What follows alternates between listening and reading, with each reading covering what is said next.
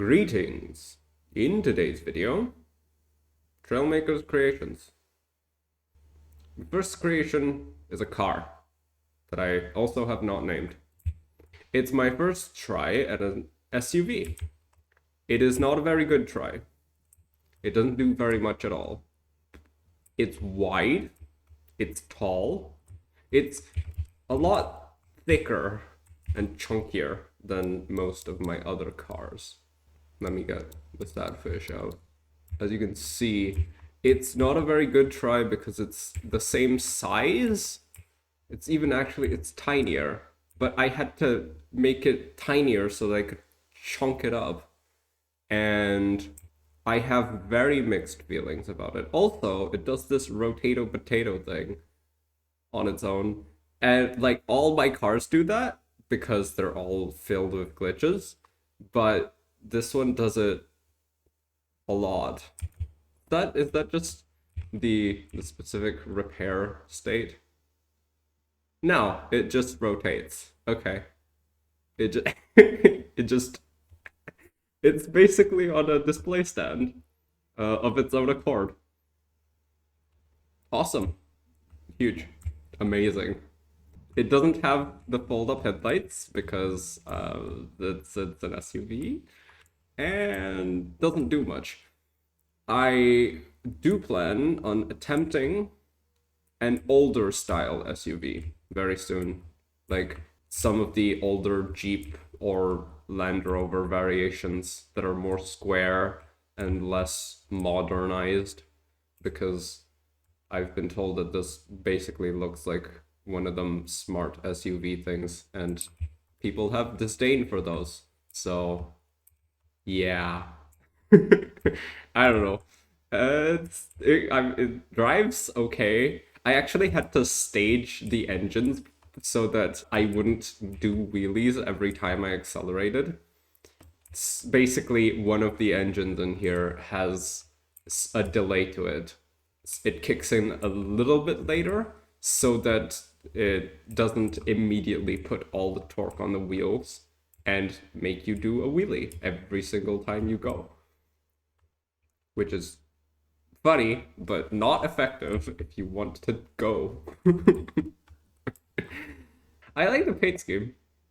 It's fun. It's reminiscent of the paint scheme I had on my capture the flag vehicle. I think I built those around the same time, so... Also, cool lights in the front. The decals for the headlights are a little bit wonky, but the decals for these little red lights are awesome. And the back is boring. But again, I will do better variations of this. Also, bigger wheels would help devs, again, like, to be able to scale our wheels so that we can build cars around them instead of just having some very big wheels and many very tiny wheels. It's like, give us variations in the between. In the between. Help me. That's not English. Yeah, anyway. I'll just leave the sad car there for now. The second creation is a corsair. No, not F4U corsair. That's a plane. This is the Drake corsair from Star Citizen. I have two versions of this. One was very tiny, and I decided that one didn't have enough upthrust, and I kept falling into the ocean. And so I was like, I need to build a bigger one. And this is the result. This is bigger. I believe it goes very fast. Actually, I don't believe that. I know that because it's completely drag glitched. The Corsair is a very interesting vehicle. I adore its wing shape. Its fuselage is asymmetrical, as you see the speed just going up. And it's got a couple issues at very high speeds with its stability, but like, look at it. It's how am I supposed to do this and have it be stable? I don't know. It has a ton of gyro assistance because obviously, and it has many weapons. The smaller version only had 2 in the front. This one has 4. So this one has 7 guns. Yeah, 5, 6, 7 guns. It's very fast, relatively agile. It's when you yaw it, it's a little bit uncontrollable, but that can be dealt with handily, but with a good, by a good pilot, which I am not. As a shield, it doesn't do much. The shield just exists to be shot at mostly, and firepower. Yes, interesting feature. If you look at the bottom, well, wing that's now on the right, but it's technically the left wing. Yeah, it's folded up right now, so that's horizontal. And when it goes up and the landing gear retracts, the wing folds down. Instead, if I drop it and the landing gear folds out again, it folds up so that it doesn't hit the ground and collide with everything. We shall move on to our third creation for today. A lot of flying things at the moment, because yes, this is the triple strike. Now, this is my open invitation to complain about something. As you can see, one of the tails is flapping more than the other two because the hinge strength in Trailmakers is inconsistent. Every time you repair, it might be different. That's my complaint. I need more consistent hinge strength. Now you see the tan tail, the bright one, and now it's the blue one that's flapping. It's doing the thing, and it's funny sometimes, but sometimes it's really annoying. Anyway, dragon, very floopy dragon.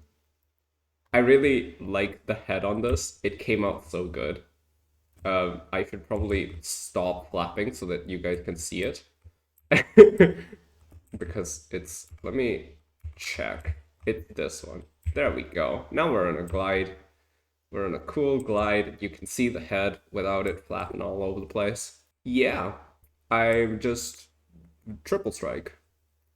Last one was the Typhoomerang. This is the triple strike. I have 2 more at this point. One of them is really quick, which is not this one, obviously. And one of them is really interesting, but the really interesting one will come in the future.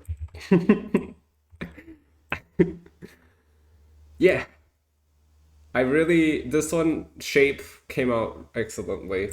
And when I flap the wings, that's not the button to flap the wings. That is.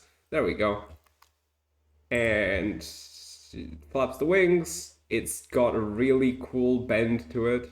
It really looks like it's flapping. Unfortunately, it has to have a couple thrusters in there. The tails get tangled sometimes, but we can deal with that, right? And now it's the brown tail doing the flumpy. It is better when it's the brown tail. At least it looks like it's, symmetrical. And it's not even consistent on which hinge it does it. It's like this one's the second hinge, and earlier it was the first hinge. It's like, okay, I guess just it's real. Sometimes it gets really annoying, okay? Because sometimes it doesn't happen on your tail. Sometimes it happens on your wing pieces, on your servos, on some other stuff that's more important than just the tail, and you feel kind of weird about it because you're trying to test something and it's acting inconsistently, and you wish it did things more consistently so that you could test it appropriately instead of having a different result every time you do the same thing.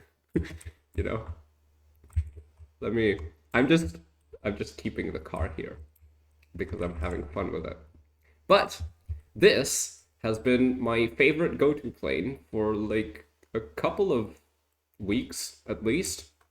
More than a couple of weeks. At least 3 weeks, if not more. I've been flying this F-14 around a lot. I like it. got the War Crimes paint on. It's the Iranian paint or Iranian paint. It's from Iran, okay? That's the paint scheme. Because they have the desert, and so they've got the sandy color with the dark brown and the splotches of green. And I added some dark red for pizzazz, as Russell would say. Pizzazz.